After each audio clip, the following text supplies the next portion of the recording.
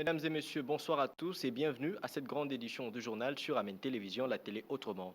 Ce soir, je ne suis pas seul, je reçois pour vous Monsieur Willy Prince Michiki, président du parti politique UNANA et cadre au sein du regroupement AFDCA de Modeste Bahati Lukwebo. Monsieur Michiki, bonsoir. Bonsoir. Avec vous, il sera question de discuter de l'actualité politique de l'heure. Le bureau de l'Assemblée nationale vient de déclarer irrécevable la proposition de loi du professeur Noël Tchani visant à verrouiller les postes de souveraineté aux seuls Congolais nés de père et de mère. Arfalon Basakissa pour le commentaire. Peut-on continuer à engager le débat sur la question des pères et des mères pour accéder à la magistrature suprême ou à d'autres postes clés en République démocratique du Congo? Les bureaux d'études, chargés d'examiner toute loi déposée à l'Assemblée nationale, a déclaré recevable cette loi qui verrouille l'accès à certains postes de souveraineté aux seuls Congolais nés des pères et des mères. Si Félix Tshisekedi a tourné le dos à cette loi qui voulait mettre feu au seul union sacrée de la nation, les élus du peuple emboîtent les pas, voulant s'inscrire dans la même logique. Christophe Mbosonko Diampuanga Lubumbashi avait affirmé que cette loi portée par le député national Tsingi Pouloulou n'était pas une priorité. Ainsi donc, Noël Tchani, qui envisageait rencontrer les speakers de l'Assemblée nationale, quant à ça, peut bien réfléchir sur autre chose. Le Premier ministre Jean-Michel Samaloukonde Kyenge a échangé ce mardi 28 septembre avec l'ambassadeur des États-Unis en RDC, Mike Hammer. Au centre de l'échange, la COP26, la mission d'évaluation de forces spéciales américaines à l'Est et l'organisation des élections pour 2023. Suivez. Le Premier ministre Jean-Michel Samaloukonde Kyenge a reçu ce mardi 28 septembre à la primature l'ambassadeur américain en RDC, Mike Hammer. Toutes les questions d'actualité, notamment celles liées aux préparatifs des élections de 2023, à la situation sécuritaire à l'est de la RDC et à la COP26 ont été passées au peigne fin, a confié à la presse Mike Hammer. De discuter avec le Premier ministre les sujets ponctuels en RDC. On a discuté la préparation que le gouvernement est en train de faire pour commencer à préparer de bonnes élections en 2023.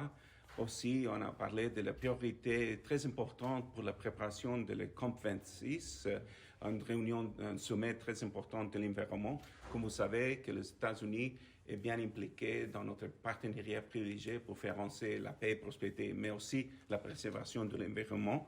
Et on a discuté comment la communauté internationale, les États-Unis spécifiquement, peut soutenir les efforts de la RDC de protéger le bassin du Congo, que c'est le deuxième poumon du monde, pour bénéficier de la communauté congolaise, le pays, mais aussi le monde.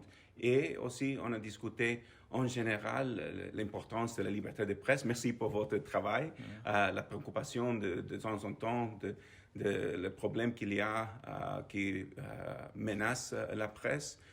Revenant sur la question de la COP26, l'ambassadeur américain a rassuré que son pays ainsi que toute la communauté internationale sont disposés à accompagner la RDC dans ses efforts pour la protection de l'environnement. Et pour faire avancer la démocratie en RDC, les États-Unis est un allié qui voudrait toujours essayer de faire avancer la paix à l'est du pays. On a aussi discuté la situation sécuritaire, l'état de siège, les progrès que le gouvernement est en train de faire pour mettre fin à cette violence que c'est vraiment terrible pour la population de l'Est du pays. Oui, non, c'est de bonnes questions, les deux. Principalement avec la situation en préparation de la COP26, c'est une question de comprendre et savoir quel est le plan de le gouvernement congolais et quelles sont les choses, les besoins que la communauté internationale peut soutenir. Mais on apprécie beaucoup le leadership du président Tshisekedi. Elle a une réunion avec mon secrétaire d'État, Tony Blinken, à New York. On a des discussions toujours en comment on peut faire avancer cette protection de l'environnement, d'aider la capacité de l'État congolais de protéger les forêts, mais aussi pour le bien de la communauté. Au sujet de l'état de siège décrété par le président de la République, Félix-Antoine Tshisekedi, dans les provinces de l'Ituri et du Nord Kivu, les États-Unis disent suivre de plus près la situation afin de parvenir à l'éradication totale des forces négatives ADF. Moïse Katumbi Chapwe, président d'Ensemble pour la République, est arrivé lundi 27 septembre à Goma pour apporter son soutien aux sinistrés du Nyiragongo. Suivez. allons donner notre petite participation concernant la solidarité.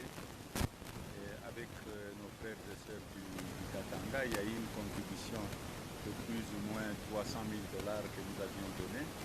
Aujourd'hui, nous avons amené de vivres. On ne va pas laisser seulement la tâche au gouvernement. Moi, je demanderai à tous les Congolais, tous les opérateurs économiques congolais, tous les Congolais de bonne foi vivant aussi dans la diaspora de penser à Goma. Ce que je vis là, j'ai eu des larmes aux yeux. Je me suis mis à la place de cette maman, avec cette jeune dame avec 4 gosses, dans une petite maison qui ne fait même pas 10 mètres carrés. Je me suis mis à sa place. Donc le gouvernement doit fournir beaucoup d'efforts. Nous sommes dans l'Union sacrée et je vais écrire au Premier ministre. Je crois qu'il y a moyen de faire quelque chose. On peut améliorer cette situation. La plateforme politique Lamuka ignore la zone neutre créée par le gouverneur de la ville de Kinshasa, Gentini Ngobila, lors de manifestations qui vont se dérouler dans la capitale congolaise. Une décision qui n'est pas du tout la bienvenue au camp Lamuka, qui estime que c'est une violation de l'article 26 de la Constitution. Arfalon Basakissa nous en dit plus. Dans une déclaration rendue publique lundi 26 septembre 2021 à Kinshasa, le présidium de Lamuka rappelle que les communiqués qui vaut par décision pour les regroupements politiques est illégal en ce qu'elle ne s'appuie sur aucun soubassement légal, rappelle Mozito et Fayoulou dans cette déclaration.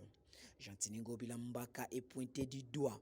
Les deux leaders de Lamuka lui rappellent clairement que la Constitution, en son article 26, a institué les régimes d'information qui obligent les organisations d'une manifestation publique à informer l'autorité urbaine de la tenue de leur activité. Ainsi, depuis le 17 septembre, les partis membres de la Lamuka ont saisi le chef de l'exécutif provincial pour l'informer de la tenue d'une nouvelle marche du mercredi 29 septembre. Au regard d'un communiqué où le gouverneur de la ville de Kinshasa, Gentini Ngobila Mbaka, a décrété sur zone neutre l'Expo Matete aéroport de Njili. Face à cette décision du gouverneur de la ville de Kinshasa, est-ce que la Lamuka sera à mesure de respecter? Dossier à suivre. Monsieur Willy Prince Michiki, vous avez participé à la réunion du gouverneur de la ville, Gentini Ngobila, avec les regroupements politiques. Comment avez-vous jugé cette décision de l'autorité provinciale d'interdire les marches sur la voie principale? Non, vous savez que ce n'est pas la première fois. Dans toutes les grandes villes du monde, il y a toujours des zones neutres. Vous n'allez pas en Belgique manifester devant le palais royal de Laken. Vous savez, le problème c'est quoi? C'est que nous tous, nous sommes parfois victimes des trafics qui sévit sur ces tronçons-là, de Pont Matete jusqu'à l'aéroport. Et comme vous le savez très bien, avec la présidence de notre pays à la tête de l'Union africaine, la RDC est redevenue refréquentable. Il y a beaucoup de gens qui partent de cet aéroport-là, qui atterrissent à l'aéroport, 24 sur 24 pratiquement, et lorsqu'il y a des manifestations qui sont là, ces manifestations dérangent le trafic. Je connais même moi des amis et députés qui étaient obligés, ils allaient à mission officielle, à prendre des motos au niveau de Tchangou, puisqu'ils ne pouvaient plus atteindre les matins alors qu'il n'y avait pas de manifestation. Donc, Kinshasa, c'est 9900 km². L'espace qu'on a déterminé là, c'est moins de 1%. Donc, on peut marcher, mais il faut dire qu'on n'a pas interdit les manifestations, même les marches à Tchangou. C'est seulement si c'est trop là. Vous pouvez aller vers Siforko, vers Mokali, entrer à l'intérieur. Dans Tchangou, il n'y a pas de problème. Ou même faire des meetings à Tchangou, ce n'est pas interdit. D'ailleurs, lors de la communication du gouverneur, c'est moi, pour le compte de l'Union sacrée, qui avait posé la question, que j'ai pris la parole immédiatement après la prise de parole du gouverneur pour demander des précisions. Est-ce qu'on ne pouvait pas faire d'autres activités? Et le gouverneur a répondu que non, Tchangou était ouvert à toutes les autres manifestations, sauf sur les trottoirs, sur les artères qui relient l'aéroport au pont Matete. Donc ce n'est pas du nouveau. Et nous avons salué ça parce que nous en sommes tous victimes. Mais pour ceux de la Lamuka, ils jugent cette décision d'arbitraire puisqu'apparemment ça vous conforte, vous, ceux de l'Union sacrée, mais eux qui organisent des marches à tout moment, ça revient à revoir la stratégie. Bon, je ne pense pas, parce que nous aussi, on organise des meetings et des marches. Le problème, c'est qu'il ne faut pas organiser une marche pour le faire. Même les marches là ont quel objectif? Sincèrement, aujourd'hui, le chef de l'État vient de s'adresser à la communauté internationale, à laquelle d'ailleurs la Mouka El Bandundu croit toujours. On le voit chaque fois qu'il sollicite une marche, il réserve copie à la MONUSCO, à la CPI. Le chef de l'État a utilisé cette même tribune à laquelle il croit pour leur dire que les élections auront bel et bien lieu en 2023 et que le processus démocratique actuel sera irréversible. Il l'a dit en un langage limpide et clair. Et il a précisé que les élections seront crédibles, démocratiques, libres et transparentes. Donc, qu'est-ce qu'ils veulent encore? Pourquoi les gens de la Mouka El Bandundu ne marchent pas, par exemple, pour protester contre l'insuffisance des fournitures d'électricité, de l'eau, par exemple, ou les problèmes des rames, des problèmes de société? Ça ne les concerne pas. Ils veulent seulement amener les Quinois et Quinois comme, sur un terrain qui ne leur rapporte rien. Aujourd'hui, même quand on dit la politisation de la CENI, mais la CENI n'est même pas installée. Comment vous pouvez juger aujourd'hui, vous pouvez dire ce bébé ici est sorcier, alors que le bébé est encore bébé. Donc, moi je pense que les Quinoises et Quinois ont rejeté massivement la Mouka El Bandundu à travers leur marche qui a brillamment échoué le 15 septembre. Et aujourd'hui, tout ce qu'ils cherchent, c'est faire des altercations. D'ailleurs, je viens d'apprendre ici, en entrant ici, que cette marche-là a été une fois de plus reportée.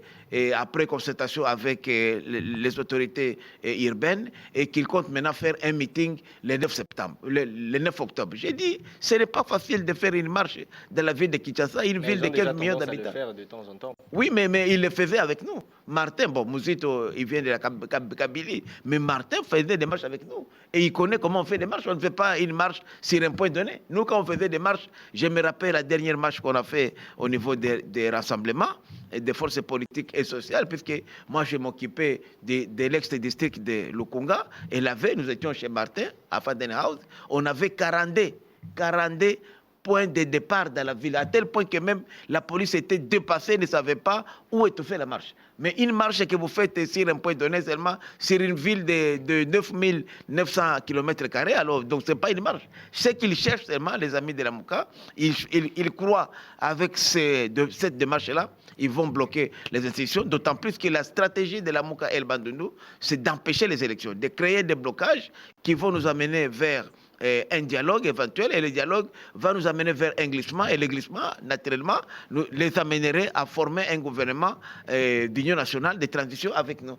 Puisqu'ils ne sont pas prêts pour aller aux élections, je dis, ils n'ont pas de bilan. Et nous, par contre, à l'Union sacrée, c'est le bilan qui va nous faire élire. Donc c'est pourquoi nous avons dit, déjà, on leur a dit, et ils savent, nous avons déployé sur le terrain 212 000 jeunes dans les 24 communes, non pas pour faire la contre-marche, mais pour faciliter la circulation, puisque pour nous, s'il n'y a pas de travail, c'est un jour de moins pour nous, pour mobiliser les recettes en vue d'organiser les élections. Parce que les gens parlent très peu. Pour organiser les élections, il faut mobiliser des ressources. Et pour mobiliser des ressources, il faut travailler. Si nous commençons à faire des marches chaque fois partout, des journées villes mortes et des meetings, on ne travaillera pas. Monsieur Willy Michiki, je reviens à vous, le temps de poursuivre le journal. La route Commanda n'a jamais été attaquée par les groupes armés. Ce centre de négoce et les localités environnantes demeurent sous contrôle des forces armées de la République démocratique du Congo, qui ont convoyé plus de 250 véhicules depuis le vendredi dernier. 8 miliciens, par contre, FPIC, ont été neutralisés par les FRDC et 11 autres capturés lors des opérations à Makayanga, dimanche 26 septembre dernier. Suivez.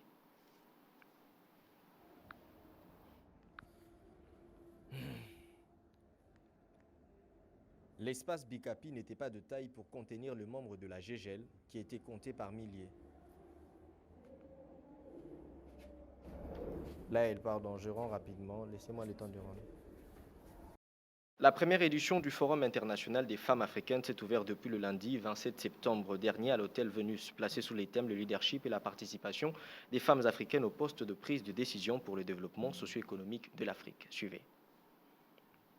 Pendant 3 jours, soit du 27 au 29 septembre, les salons Okapi abritera la première édition du Forum international de femmes africaines, placé sous le thème « Le leadership et la participation de femmes africaines au poste de prise de décision pour le développement socio-économique de l'Afrique ». Devant cet auditoire majoritairement féminine, la coordinatrice de la nouvelle société civile, Force de développement, Dorcas Mbombo, est revenue sur l'importance de ces assises. Nous demandons aujourd'hui de veiller à ce que l'amélioration du niveau de représentation de femmes se traduisent en une véritable influence.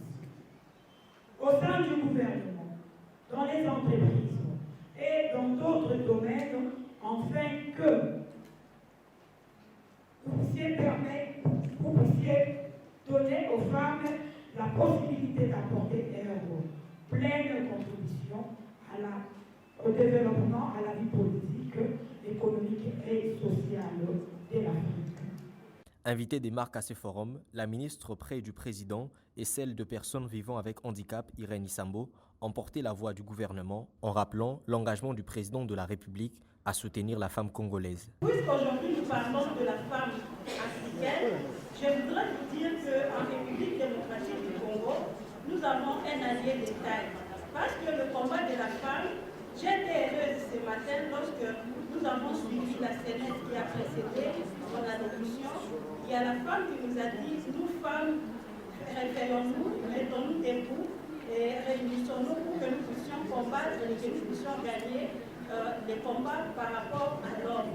Mais moi je vous dis que c'est vrai, le combat est là, mais l'homme n'est pas notre ennemi, l'homme c'est notre allié. Et en République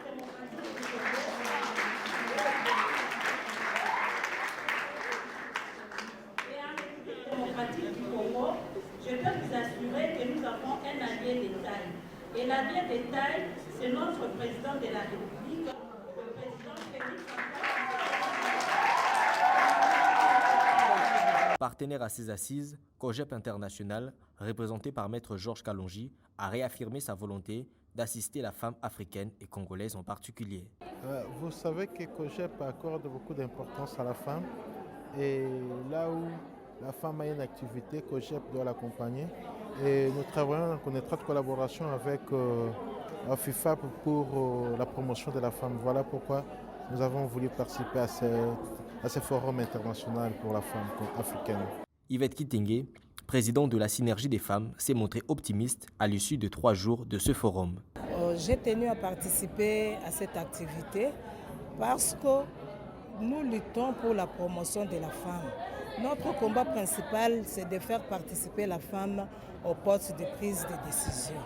Nous tenons aussi que la femme soit bien représentée, donc la représentation équitable. Je suis ici, ce que je vais apprendre ici durant les 3 jours ici, moi aussi je vais faire descendre ça à ma base, qui est la synergie de la femme. Nous avons un combat, nous devons être unis. Les armes que je suis venu prendre ici, donc toutes les informations que je vais prendre ici, c'est pour nous aider, pas seulement moi, pour m'aider avec ma base, comment se préparer pour combattre. Parce qu'avant de combattre, il faut avoir des armes nécessaires pour bien combattre et pour vaincre ce combat. Raison pour laquelle je suis ici. D'accord, merci beaucoup. Monsieur Willy Michiki, le président de l'Assemblée nationale et celui du Sénat se sont prononcés sur la candidature de Félix Antoine Tshisekedi pour 2023. Est-ce le moment propice de le faire alors qu'il nous reste encore 2 ans avant la période électorale? Oui, puisque déjà, nous savons déjà qu'il y a élection en 2023. D'ailleurs, c'est une bonne chose lorsque les 2 poids lourds de notre Parlement se prononcent sur le soutien d'une éventuelle candidature.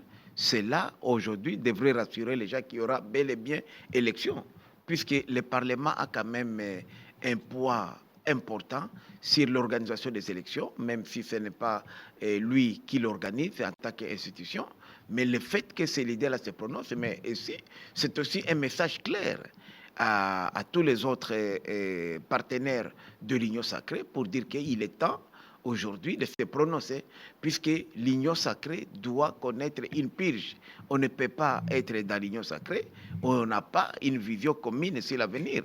Nous tous, nous sommes des hommes et femmes politiques. Notre objectif premier, c'est la conquête du pouvoir.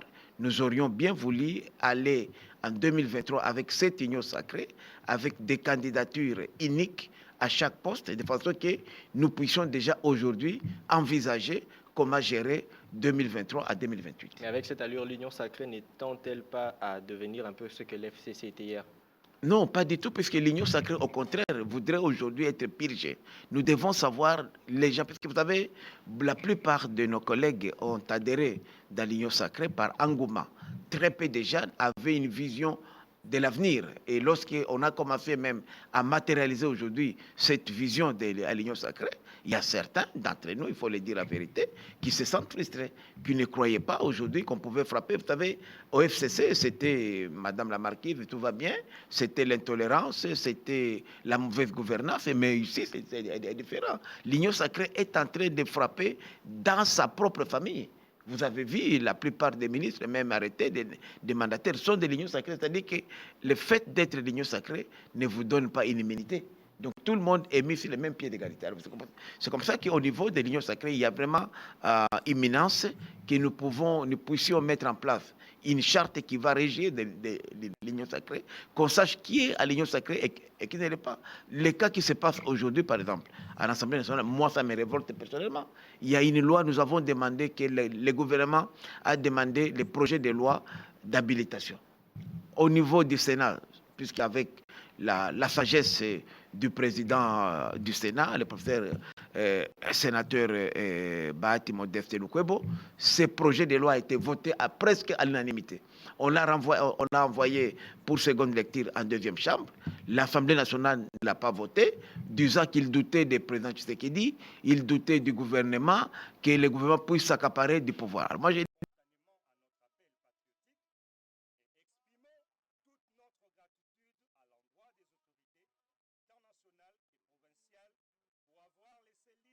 à ce genre de décision, lorsqu'il était question de la prorogation de l'état de siège, il avait demandé à ce qu'il ait le droit de le proroger à tout moment, mais les députés s'y étaient opposés. Pourquoi y a-t-il un quoi qu'aujourd'hui, si les députés refusent de faire passer une loi du gouvernement? Mais justement, parce que les députés représentent la majorité, le même gouvernement que vous représentez, vous demandez de lui faciliter la tâche, puisque cette loi-là, les votes de ce projet de loi constituerait aujourd'hui un effet dissuasif aux groupes armés. Puisque aujourd'hui, les gens travaillent de façon qu'on puisse... Vous avez vu ce qui s'est passé récemment à Komanda. C'était justement des députés provinciaux de chez nous là-bas, de l'Est, qui sont devenus jobless, sans emploi, qui sont agités, qui veulent même maintenant utiliser les groupes armés congolais. Ils montent même des groupes, parce que Kilima Yachini, c'est un groupe récent. On veut monter déjà pour montrer que l'état de siège a échoué, de façon qu'on ne puisse plus procéder à la prorogation. Puisque ce qui se passe chez nous là-bas, c'est pourquoi moi j'ai dit que la guerre ne doit pas... Donc ce que nous faisons, c'est très bien. Les FARDC ont abattu un travail excellent. Puisqu'en 4 mois, vraiment, je n'ai jamais vu au monde, les Américains ont fait 20 ans en Afghanistan. Ils n'ont même pas fait le 1/10 de ce que les FARDC viennent de faire aujourd'hui, après 4 mois. Mais ce qu'il nous faut maintenant, il faut impliquer la population locale. On ne peut pas gagner une guerre sans la population locale. Moi, je demande à mes frères et sœurs qui sont à Beni et Lubero, même Ituri, pourquoi devrez-vous vous laisser déjà venir, vous égorger comme ça, et vous êtes des hommes et femmes? Nous, à Walikale, on a connu ça, avec les FDLR. Aujourd'hui, à Walikale, un territoire plus vaste que Djougou, que Mambasa, que Beni, il y a 24 500 km². Il n'y a aucun FDLR génocidaire interam. Nous les avons chassés alors que c'était des grands guerriers, encore c'était des véritables militaires de l'armée rwandaise. Et la plupart étaient des intellectuels. Ils avaient érigé chez nous des camps militaires, des universités, des centres de formation. Mais nous, population locale, sans appui des FARDC ou la police, nous nous sommes organisés. On a été tous tués avec les gris-gris. Nous les avons chassés, on les a ravis les armes. Ceux qui devraient tuer ont été tués et tous ont fui. Aujourd'hui, il n'y a aucun rwandophone chez nous à Walikale. Vous pensez qu'aujourd'hui, l'Assemblée nationale doit donner à l'armée tout le pouvoir nécessaire pour éradiquer la paix, pour éradiquer les groupes armés à l'Est, sans tenir compte des différents aspects autour? Tout à fait, c'est important, puisque si le gouvernement n'a pas les moyens, les pouvoirs, il ne peut rien faire. Aujourd'hui, je vous dis, il y a des gens aujourd'hui qui travaillent pour que la prorogation de l'état de siège ne puisse pas avoir lieu. Il y a des députés qui sont montés, alors il faut montrer des images, monter, il faut aller dans les réseaux sociaux, puisque cette affaire ici a bloqué du business de beaucoup de gens. Vous savez que rien que le kidnapping rapportait 200 à 300 millions de dollars dans les 2 provinces du Nord Kivu et d'Ituri. Le phénomène vente des armes et munitions, ça a rapporté des dizaines de millions de dollars. Donc tout ça, c'est bloqué par l'état de siège. C'est comme ça que ça dérange. Alors maintenant, comme les vrais ADF n'existent plus, on commence maintenant à monter les locaux pour dissuader le gouvernement dans sa traque contre les groupes rebelles. Et ça, c'est malheureux. Nous pensons que le gouvernement bientôt pourra mettre la main sur tous ces députés-là, que ce soit ici à Kinshasa, comme les députés provinciaux à Ituri et au Nord Kivu, ainsi que les notables qui aujourd'hui sont en train d'instrumentaliser de jeunes Congolais pour faire donner l'impression que l'état de siège est un échec. Puisqu'il s'agit de sécurité, sachez que, comme je le disais tantôt, la route Commanda n'a jamais été attaquée par les groupes armés. Ce centre de négoce et les localités environnantes demeurent sous contrôle des FARDC qui ont convoyé plus de 250 véhicules depuis le vendredi dernier. Par contre, 8 miliciens FPIC ont été neutralisés par les FARDC et 11 autres capturés lors des opérations menées dimanche 26 septembre dernier. Suivez. Le centre des commandas, situé dans le territoire d'Irumu, à plus ou moins 75 km au sud de la ville de Bunia, n'a jamais été attaqué. De même, ces environs, à l'instar de Makayanga, localité située à 5 km des commandas sur la RN 27, la situation demeure également maîtrisée par l'armée régulière après une tentative d'attaque de miliciens FPIC étouffés dans l'œuf en début d'après-midi du dimanche dernier. Le lieutenant-général Luboya Kanshamadjoni, gouverneur militaire et commandant des opérations militaires en Ituri, nous en dit plus. La situation à Komanda est calme, nonobstant tous ces gens-là qui veulent, n'est-ce pas, créer une psychose. Nous avions vendredi effectivement été attaqués par ce que nous pouvons appeler une coalition, parce qu'il y avait les Chinyakilima et les ADF. Et leur but, c'était de s'attaquer aux véhicules qui étaient placés dans la cité de Komanda. Il y avait plus de 150 camions et autres voitures, donc dans plus de 300 véhicules. Ils ont attaqué et ils ont été repoussés. Et donc le samedi matin, les activités ont repris et nous avons escorté ces véhicules jusqu'à Luna. Et ces véhicules sont rentrés hier. La journée d'hier vers 14h, à 5 km à Makayanga, de Komanda Centre, il y a eu les mêmes Chinyakilima qui sont passés dans leur propre village. Ils sont allés s'attaquer à la population, brûler, incendier des maisons et incendier 2 véhicules là-bas. Ce qui est vraiment inacceptable. Nos forces armées sont intervenues et ont neutralisé, ont chassé. D'autres aussi sont capturés de Makayanga, tous ces bandits-là. D'où la population de la province de l'Ituri est appelée à faire confiance aux forces armées et aux autorités également établies. La coordination nationale de la génération Guy Luando a organisé le dimanche 26 septembre une grande activité à l'espace Bikapi pour présenter le projet Revit et les différents comités nationaux, provinciaux, de district et communal que compte la génération Guy Luando. Suivez. L'espace Bikapi n'était pas de taille pour contenir le membre de la GGL qui était compté par milliers, venus s'enquérir des informations précises sur le programme Revit, repensons nos villages et territoires, lancé par le ministre de l'Aménagement du Territoire et autorité des références, l'honorable Guy Luando. Revit vient pour accélérer la construction de la RDC en incitant les concitoyens à bâtir des infrastructures dignes dans le pays et ainsi réduire l'exode rural. Le coordonnateur adjoint de l'Agence nationale des créations et rénovations de villes, Toussaint Moukalaï Kumba, en a donné l'essentiel pour une bonne compréhension. Junior Voula, coordonnateur national de la génération Guy Luando, est revenu sur la raison principale de cette activité. Ok, bien, merci. Aujourd'hui, c'était une rencontre focalisée sur le programme Revit, qui signifie « Repensons à nos villes, villages et territoires ». Revit est un programme issu de la politique nationale de l'aménagement du territoire, adopté au Conseil des ministres de la République démocratique du Congo. Et c'est un programme que nous, les membres de la génération Guy Luando, on avait pensé de faire de ces programmes un état d'esprit chez les Quinois et les Quinoises. En même temps, faire la vulgarisation, faire la sensibilisation des proximités de ces programmes que nous avons trouvé louables. Vous pensez avec, si aujourd'hui le programme Revit est effectif en République démocratique du Congo, il y aura ce qu'on appelle la création d'emplois, il y aura l'aménagement de nos villes et territoires, raison pour laquelle nous les Congolais, nous avons vraiment l'obligatorité de s'imprégner, de s'impliquer dans ces projets qu'on a intitulés Revit. Pour joindre la parole à l'acte, le coordinateur national a fait part de la stratégie mise en place par le GEGEL pour la réussite des Revit. Oui, aujourd'hui nous avons fait de nos membres de la génération Guy Luando et de nos membres les ambassadeurs du programme Revit. C'est-à-dire quoi? Chaque jeudi, en collaboration avec le ministère de l'Aménagement du Territoire, que nous allons solliciter les KITIS, ou soit l'autorisation, nous allons descendre sur le terrain afin de sensibiliser les Congolais et les Congolaises. Parce qu'aujourd'hui, nous devions aussi requinquer nos villes, villages et territoires.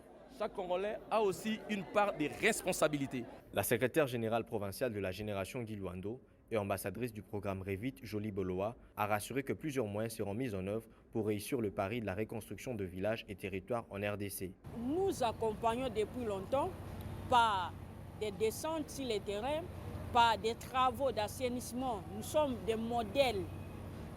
Donc ici à Kinshasa, où nous invitons nos frères et sœurs d'emboîter les pas.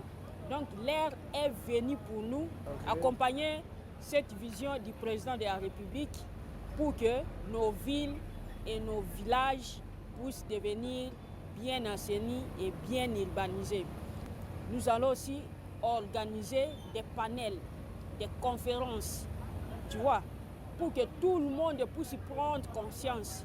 Comme l'a dit dans notre slogan, le Congo d'après, c'est le Congo d'action. L'autre temps fort de cette journée a été la présentation de différents comités du GEGEL au niveau national, provincial, territorial et communal. Absent à cette manifestation pour des raisons d'État, les ministres et autorités de référence Guy Luando s'est fait représenter par son directeur de cabinet, M. Izangamela Joseph. Plusieurs autres grandes manifestations comme celle-ci sont attendues dans les prochains jours pour promouvoir le projet Revit sur toute l'étendue de la RDC. Monsieur Willy Michiki, dernière question avant de nous quitter. Pensez-vous que l'état de siège en Ituri décrété au Nord Kivu suffira à éradiquer pour une fois pour toutes la sécurité à l'est du pays? Oui, c'est pour le moment en tout cas l'ultime solution à laquelle le gouvernement a recouru. Et je dois dire ici que ceux-là qui sont contre l'état de siège, qu'est-ce qu'ils proposent comme alternative? Si aujourd'hui on ne proroge plus l'état de siège, nous allons revenir dans la situation d'attente. Alors, mais ça sera plus grave. C'est pourquoi nous pensons qu'au lieu de critiquer l'état de siège, au lieu de manipuler la population, soutenons l'état de siège et essayons de l'améliorer. Et parmi les solutions aujourd'hui, c'est l'implication des populations. On doit créer des autodéfenses, pas seulement donner les armes. Moi, je dis qu'il faut d'abord utiliser même les groupes armés locaux qui sont là. On doit les utiliser pour faire face. Parce que nous, on l'a fait à Walikale et ça a marché.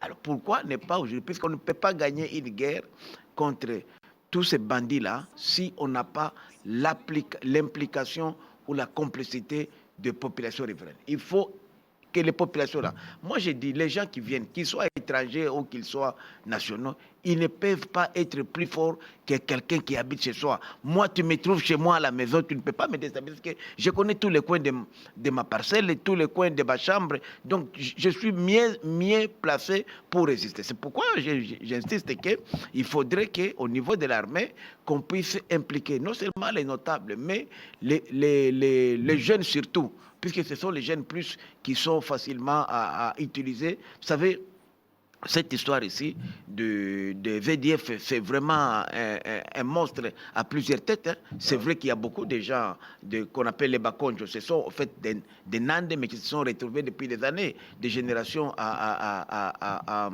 Ouganda. Ils reviennent ici, ils connaissent la langue locale, ils connaissent les us et coutumes, ils connaissent les milliers. C'est à cela qu'il faut pénétrer ces milliers-là pour mettre fin à cette guerre. Et là, on aurait même réduit beaucoup de moyens militaires qu'on pourrait mettre en place juste en impliquant la population riveraine. Monsieur Willy Michiki, je rappelle que vous êtes président du parti politique UNANA et cadre au sein du regroupement politique AFDCA de Modeste Bati Lukwebo. Merci pour l'invitation. Et voilà, c'est par ici que prend fin cette grande édition d'information. Merci de l'avoir suivi. Retrouvez demain Magali Baekula à la même chaîne, à la même heure. Quant à moi, je vous dis au revoir et à la prochaine.